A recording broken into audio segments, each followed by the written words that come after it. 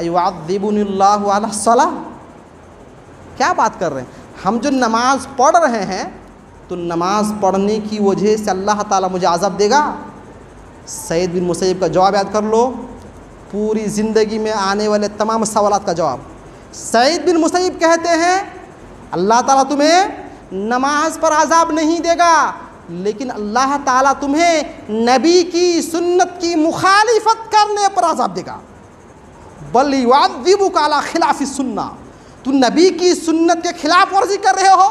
नबी ने जिस वक्त नमाज पढ़ने से मना किया उसी वक्त में नमाज पढ़ रहे हो, तो इसलिए तुम अज़ाब का मुस्तहिक ठहरते हो, इसलिए तुम्हें अज़ाब मिलेगा, नमाज पढ़ने पर अज़ाब नहीं।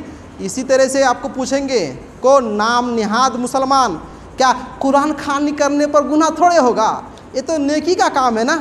हाँ, तो जवाब यही है कि तुमको कुरान पढ़ने पर अज़ाब नहीं होगा, नबी की खिलाफ वर्जी करने पर अज़ाब मिलेगा। समझ में आ रहा है? जी हाँ। आपको मालूम होना चाहिए कि किसी भी काम को सही कहने और उस काम के सही होने के कुछ शराइत होते हैं, और कोई अमल सालेह हो इसकी भी शराइत है।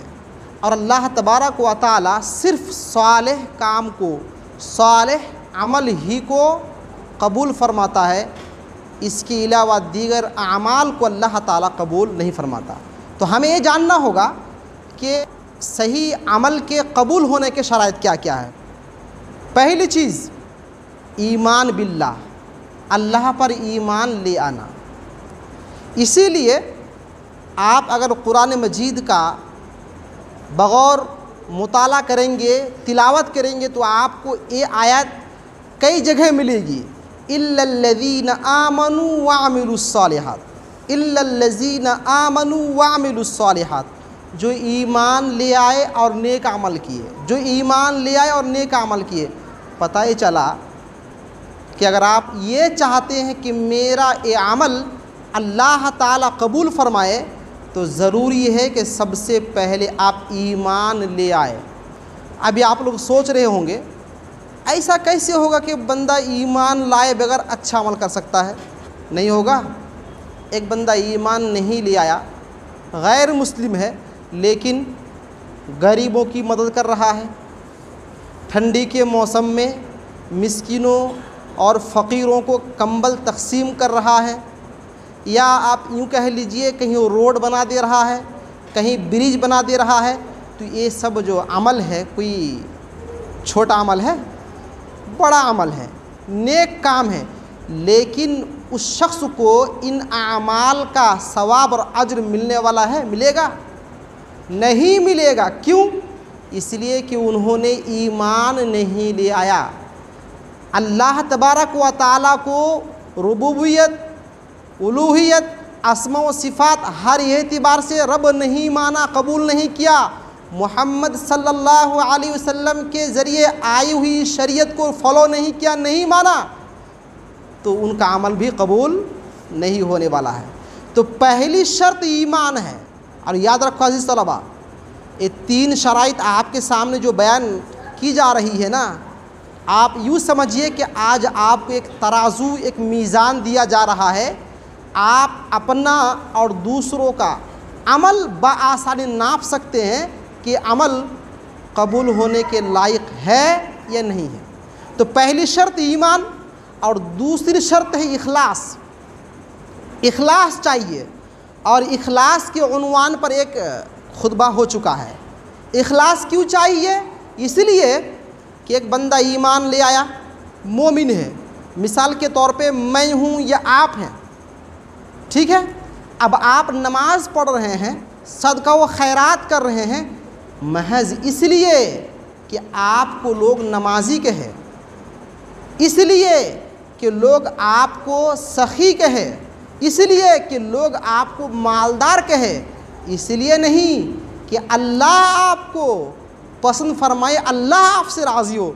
तो बताइए आपका यह अमल सालेह हो सकता है? ये अमल अल्लाह ताला की बारगाह में काबिल कबूल हो सकता है?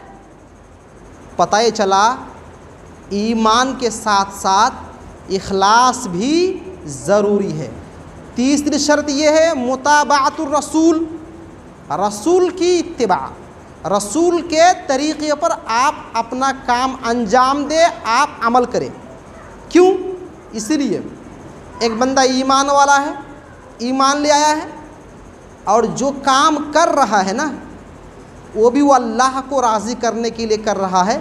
गोए कि दो शर्त पाई गई, एक ईमान और एक इखलास। अब तीसरी शर्त ये है कि जो वो अमल कर रहा है वो अमल नबी के बताए हुए तरीक़े पर नहीं है, तो अब बताओ वो अमल अल्लाह ताला कबूल फरमाएगा? सवाल ही पैदा नहीं होता। लिहाजा तीन शराइत का एक साथ पाया जाना ज़रूरी है। क्या क्या शराइत है? पहली चीज़ ईमान, दूसरी चीज़ इखलास, तीसरी चीज़ नबी सल्लल्लाहु अलैहि वसल्लम के बताए हुए तरीक़े पर वो काम करना। अगर ये तीन शराइत हैं और आप कोई काम कर रहे हैं तो समझ जाइए कि जो आपका अमल है ये काबिल कबूल है। ये अलग बात है कि अल्लाह ताला कबूल करे या ना करे। ये तीन शराइत है और यही आपका तराजू और मीज़ान हुआ। कोई नेक अमल कर रहा है, आप उस नेकी को नाप सकते हैं। कैसे नापेंगे? ये देखिए कि वो मोमिन है कि नहीं। ठीक है, नंबर एक मोमिन है। फिर देखो कि जो काम कर रहा है शोहरत की वजह से, नाम हो इसलिए, या अल्लाह को राज़ी करने के लिए, तो आपने देखा कि अल्लाह को राज़ी करने के लिए कर रहा है, दो शर्त आ गई। तो अब ये देखो जो काम कर रहा है वो तरीक़ा किसका है? वो बताया हुआ तरीक़ा नबी का है या किसी और इमाम का है? अगर वो नबी का तरीक़ा है तो समझ जाओ उसका अमल क्या हुआ? काबिल कबूल हुआ। अब अगर वो इखलास नहीं है, बज़ाहिर दिखाने के नमाज़ पढ़ रहा है, इबादत कर रहा है, कोई और काम कर रहा है, तो वो अमल कबूल नहीं होगा। अगर वो इखलास के साथ कर रहा है, ईमान वाला भी है, लेकिन जिस तरीक़े पे काम को अंजाम दिया जा रहा है वो तरीक़ा नबी का बताया हुआ नहीं है, तो भी अमल मरदूद है। अब कोई ये ना पूछे कि शेख ईद मिलाद मनाना कैसा है? सवाल का जवाब आ गया। ईद मिलाद मनाने वाले मुसलमान मना रहे हैं अल्लाह को राज़ी करने के लिए। तीसरी शर्त नबी का तरीक़ा नहीं है। क्यों? इसलिए कि किसी भी मिलादी से पूछ लो कि भाई किस टाइम मनाना चाहिए। ठीक है, 12 रबीउल अव्वल को मनाएंगे तो टाइम भी तो होना चाहिए। वो बोलेगा 9:30 बजे से शुरू करना चाहिए। तो उनको पूछो अगर क़ज़ा हो गया तो मगरिबत कर सकते हैं कि नहीं कर सकते? हाँ, अगर 9:30 बजे नहीं कर पाए तो दूसरे दिन 12 बजे चलेगा कि नहीं चलेगा? तो बोलेगा नहीं चलेगा। बोले क्यों नहीं चलेगा? क्यों नहीं चलेगा? तो कहेगा अल्लाह के रसूल ने ऐसा नहीं किया। तो उनको बोलो कि ऐसा भी तो नहीं किया अल्लाह के रसूल ने, 9:30 बजे भी तो नहीं किया है। हाँ, कोई कुरान खानी कर रहा है तो ये मत पूछो सही या गलत, मैंने तराजू और मीज़ान दे दिया, नाप लो। ठीक है, कुरान पढ़ने वाला मोमिन है, अल्लाह को राज़ी करने के लिए काम कर रहा है, पर ये जो तरीक़ा है कि मुर्दे के नाम पे एक साथ बैठे बैठे 30 पारा पढ़ के पूरा बख्श दो, ये तरीक़ा नबी का बताया हुआ नहीं है। अच्छा, कुरान खानी करना अगर मुर्दे के नाम पे सही है तो ये तरीक़ा तो नबी ने बताया होगा ना, किस तरह से पढ़ना चाहिए। अगर कोई पहले 15वां पारा पढ़ लिया और उसके बाद 10वां पारा पढ़ रहा है तो होगा कि नहीं होगा? वो बोलेगा नहीं होगा या होगा। दोनों ही सवाल में जवाब मांगो कि क्यों होगा और क्यों नहीं होगा, जवाब नहीं दे पाएगा। क्यों? नबी ने बताया ही नहीं। समझ में आया? ये तराजू है किसी भी अमल के साले होने और किसी भी अमल के कबूल होने या ना होने की। ये तीन चीज़ें अपनी दिमाग में बैठा लो और किसी भी अमल को नाप लो कि वह अमल साले है, दुरुस्त है या नहीं है। अगर दुरुस्त होगा तो काबिल कबूल है। ये अलग बात है कि अल्लाह ताला उसे रद्द कर दे या कबूल कर ले। एक वाज़ेह मिसाल बयान करता हूँ, ध्यान से सुनो।